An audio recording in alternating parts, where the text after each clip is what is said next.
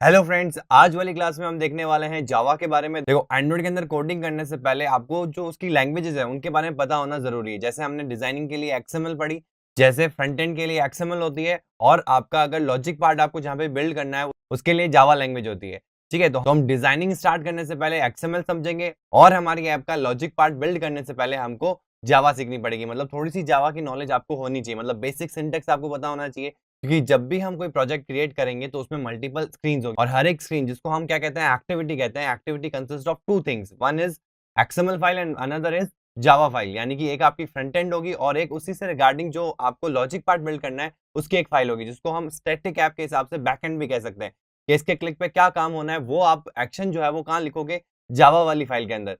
तो जावा वाली फाइल के अंदर जो आप कोड लिखोगे उसके लिए आपको जावा के सिंटेक्स आने चाहिए। मतलब जो भी सेट ऑफ इंस्ट्रक्शन आपको उस पर्टिकुलर चीज पे या उस पर्टिकुलर एक्शन पे एग्जीक्यूट करवाने हैं, उसके लिए आपको जावा कोड लिखना पड़ेगा एंड्रॉइड के अंदर। और आगे चल के इस कोर्स में आपको कॉटलिन मॉड्यूल भी मिलेगा, जहां पे हम कॉटलिन सीखेंगे। दैट मीन्स हम जहां जहां जावा यूज करें उसकी जगह हम कॉटलिन यूज करेंगे। तो इनिशियली एंड्रॉइड की जो कोर लैंग्वेज है वो है आपकी जावा। तो जावा के कुछ बेसिक्स होते हैं वो आपको आने चाहिए। तो ये जो पूरा मॉड्यूल आज से हम स्टार्ट करने वाले हैं, ये पूरा का पूरा हमारा जावा के ऊपर रहने वाला है, जिसमें मैं आपको जावा के रिगार्डिंग जितने भी बेसिक पॉइंट्स हैं वो आपको समझाऊंगा, जो एक डेवलपर को पता होने चाहिए, एक एंड्रॉइड डेवलपर को एंड्रॉइड डेवलपिंग स्टार्ट करने से पहले। ठीक है, ताकि आपके लिए इजी रहे एंड्रॉइड में एप्स डेवलप करना, उनका बैकएंड को स्ट्रॉन्ग करना, या उनका जो लॉजिक पार्ट है वो जब आप अपने हिसाब से बनाने की कोशिश करोगे तब वो आपके उस पर्टिकुलर टाइम पे काम आएंगे। तो इसीलिए इस मॉड्यूल को समझना उतना ही इंपॉर्टेंट है जितना एंड्रॉइड डेवलपमेंट करना।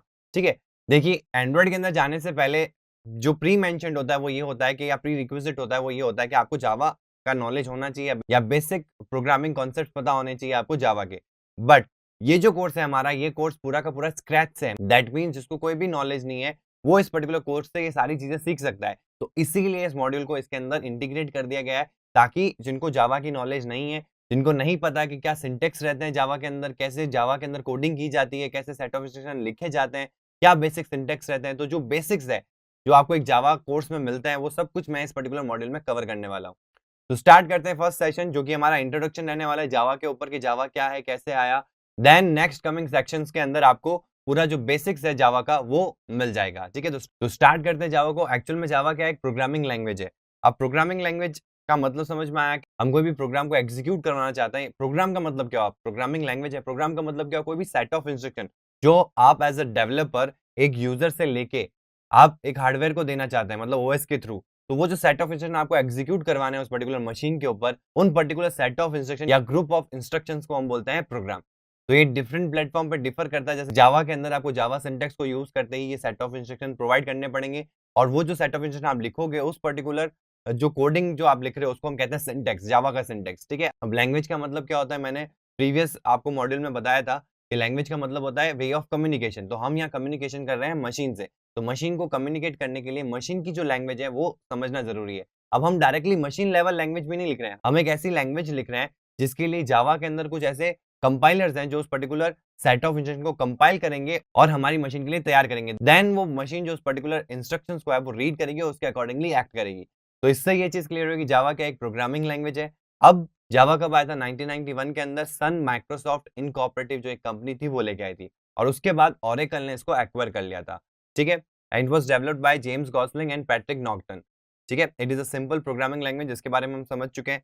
अब चलते हैं इसके कुछ, यहाँ पे मैं फीचर्स बताने वाला हूँ जावा के बारे में। Java makes writing, compiling and debugging programming easy. मतलब बाकी जितनी भी आप प्रोग्रामिंग लैंग्वेज में जाएंगे तो उसमें उसमें से कहीं ज्यादा इजी आपको जावा का सिंटैक्स या जावा की प्रोग्रामिंग, जावा का कोड लिखना, ये आपको काफी इजियर लगेगा।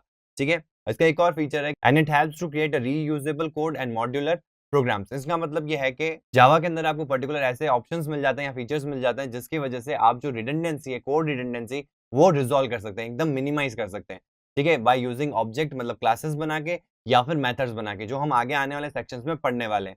ठीक है, जैसे कि मैंने आपको अभी बताया, Java is the class based object oriented programming language. अब जावा क्लास बेस्ड का मतलब क्या हो गया कि जावा के अंदर आप जो भी कोड लिखोगे क्लास के अंदर लिखोगे, और क्लास की खुद की एक डेफिनेशन होती है, मतलब एक आप चीज को डिफाइन करो एक पर्टिकुलर क्लास के अंदर। ऑब्जेक्ट ओरिएंटेड प्रोग्रामिंग का मतलब हो गया ऊप्स कॉन्सेप्ट। तो जावा जो है वो ऊप्स कॉन्सेप्ट को फॉलो करता है, यानी कि जावा के अंदर आपको ऑब्जेक्ट्स मिलेंगे और सारी चीजें जो है जावा के अंदर वो कहीं ना कहीं ऑब्जेक्ट से रिलेटेड है। आप जो क्लास बना रहे हैं, क्लास को जब यूज करेंगे तो उसका ऑब्जेक्ट बना के उसका इंस्टेंस कॉल करेंगे। देन कोई भी चीज पहले से डिफाइंड है तो उसका भी आप ऑब्जेक्ट ही यूज कर रहे हैं। तो जो आपको सी प्लस प्लस में ओप्स कॉन्सेप्ट मिलते हैं वही सारे ओप्स कॉन्सेप्ट जावा भी फॉलो करता है। बस कुछ कुछ चेंजेस हैं, जहाँ सी प्लस प्लस में एम्बिग्यूटी जनरेट होती थी, वो सारी चीजों को हटा दिया गया है जावा के अंदर।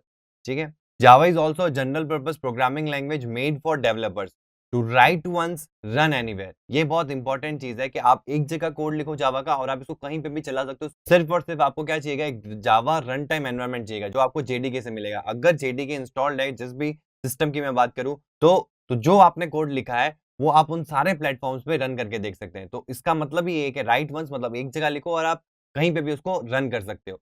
ठीक है, सिर्फ और सिर्फ डिपेंडेंसी किसके ऊपर रहती है, जेडीके के ऊपर, जिसका मतलब होता है जावा डेवलपमेंट किट। ये भी मैं आपको इसकी टर्मिनोलॉजी बताऊंगा कि जावा के अंदर क्या मेन कंपोनेंट्स होते हैं, जेवीएम क्या होता है।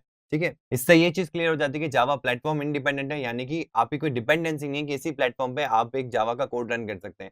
आप उन सारे सिस्टम्स पे, सारे प्लेटफॉर्म्स पे अपने जावा का कोड रन कर सकते हैं, जहां पे एक जेडीके का सेटअप हो, क्योंकि इसको एक जेआरई चाहिए होता है, जावा रन टाइम एनवायरनमेंट। ठीक है, वो मिलता है आपको जेडीके से। अगर वो जेडीके सेटअप्ड है उस पर्टिकुलर प्लेटफॉर्म के ऊपर, तो आपने कोड कहीं पे भी लिखा होगा, वो जो पूरा का पूरा कोड है आप उसके ऊपर कंपाइल करा के, एग्जीक्यूट करवा के रन करवा सकते हो। ठीक है, जैसा कि मैंने अभी आपको बताया, Java applications are compiled to byte code. तो पहले कंपाइल की जाती है जावा एप्लीकेशन। जो भी आप प्रोग्राम लिखते हो, वो कलेक्शन ऑफ इंस्ट्रक्शंस या set of instruction is known as program and collection of program is known as application.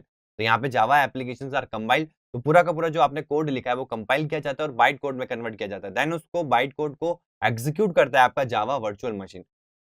ठीक है, और जेआरई के अंदर यानी कि जावा रन टाइम एनवायरनमेंट के अंदर हम उस चीज को रन करवा के देख सकते हैं। एंड जावा को जो सिंटैक्स है वो ऑलमोस्ट सिमिलर है आपकी सी सी प्लस प्लस लैंग्वेज से। अगर आपको सी सी प्लस प्लस का बेसिक नॉलेज है तो वेल एंड गुड है। अगर आपको नहीं भी है तब भी आपको जावा अच्छे से समझ में आ सकती है, अगर आप इस पर्टिकुलर मॉड्यूल्स को अच्छे से फॉलो करें। तो इस पर्टिकुलर मॉड्यूल के अंदर आपको जावा से रिलेटेड जो एंड्रॉइड में आपको यूज आने वाला है वो पूरा कंटेंट आपको इसमें मिल जाएगा और आपको समझ में आ जाएगा।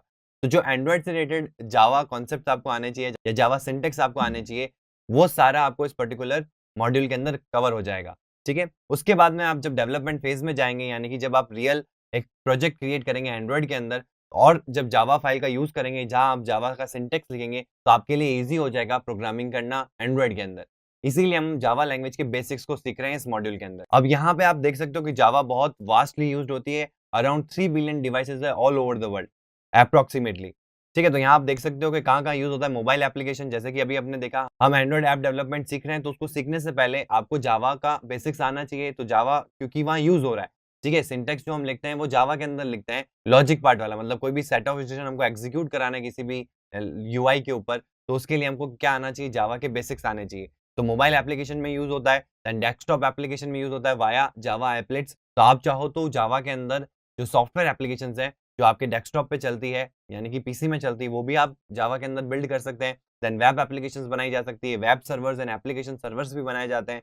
गेम्स भी आप डेवलप कर सकते हैं जावा लैंग्वेज के थ्रू। देन डेटाबेस कनेक्शन भी आप बना सकते हो, ODBC, JDBC using Java and many other platform also. मतलब ये तो है ही, उसके अलावा और भी ऑप्शंस होते हैं। तो ये कुछ कॉमन यूजेस हैं जो आपने डे टू डे लाइफ में आपने एक्सपीरियंस किए होंगे। तो वो मैंने आपको यहाँ पे बताया कि जावा कहाँ-कहाँ यूज़ आता है। अब मैं आपको जावा की टर्मिनोलॉजी के बारे में बताने वाला हूँ कि जेडीके क्या होता है, जेवीएम क्या होता है, जेआरई क्या होता है और उन तीनों का यूज़ क्या है जावा प्रोग्रामिंग के अंदर। मतलब कि जब आप सेट ऑफ इंस्ट्रक्शन लिखते हो जावा के अंदर, तो वो कैसे एग्जीक्यूट किया जाता है, वो पूरा प्रोसेस जो है वो आपको किससे समझ में आएगा, इस टर्मिनोलॉजी से। तो आपको क्या पता होना चाहिए इस टर्मिनोलॉजी से पहले, जेडीके, जेवीएम और जेआरई।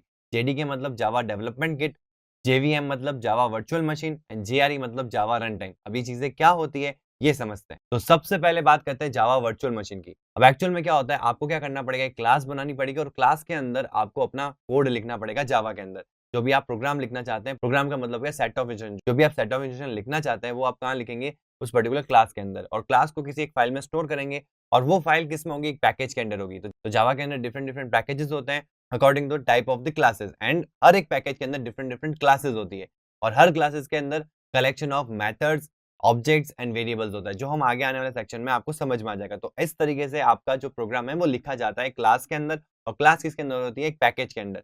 ठीक है, अब जो आपने सेट ऑफ इंस्ट्रक्शन लिखे हैं, इसको आपको किसी पे रन करना है, तो रन करने से पहले एक जावा सी कंपाइलर होता है जो क्या करता है, आपके कोड को कंपाइल करता है और बाइट कोड में जनरेट करता है।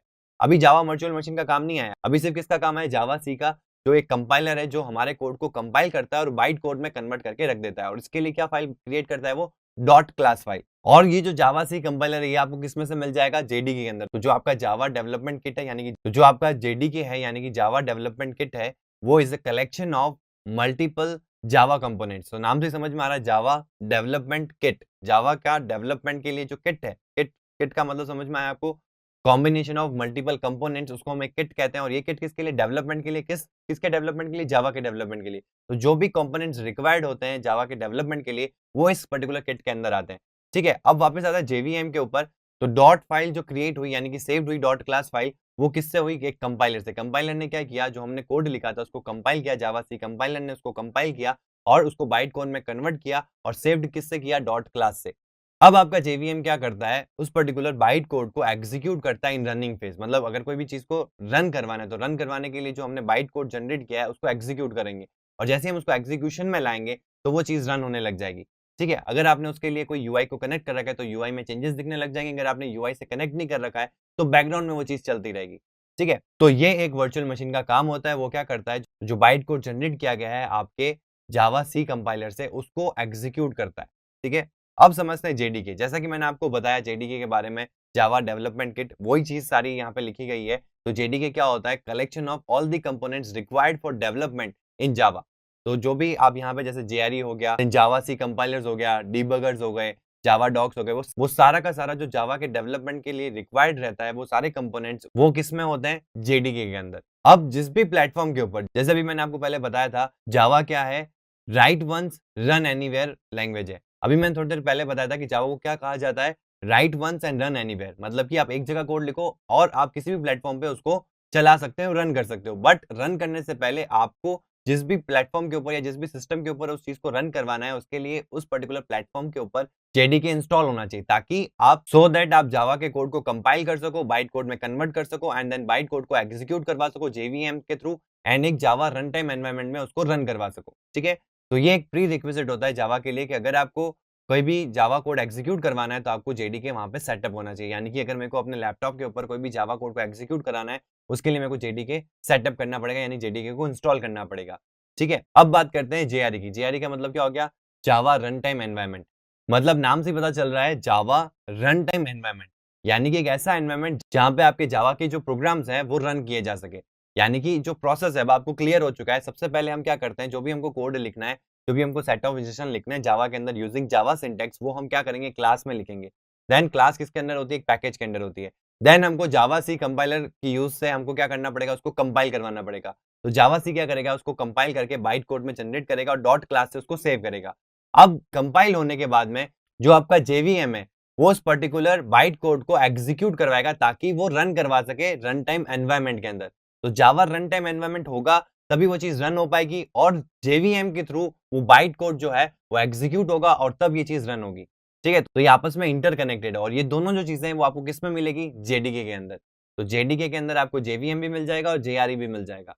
ठीक है, तो इसीलिए आपको किसी भी प्लेटफॉर्म के ऊपर अगर जावा के कोड को एग्जीक्यूट करवाना है, रन करवाना है, तो उसके लिए आपको उस पर्टिकुलर प्लेटफॉर्म पे जेडीके सेटअप करना पड़ेगा, यानी कि जेडीके इंस्टॉल करना पड़ेगा। अगर जेडीके इंस्टॉल्ड नहीं है तो हम वो रन नहीं कर पाएंगे।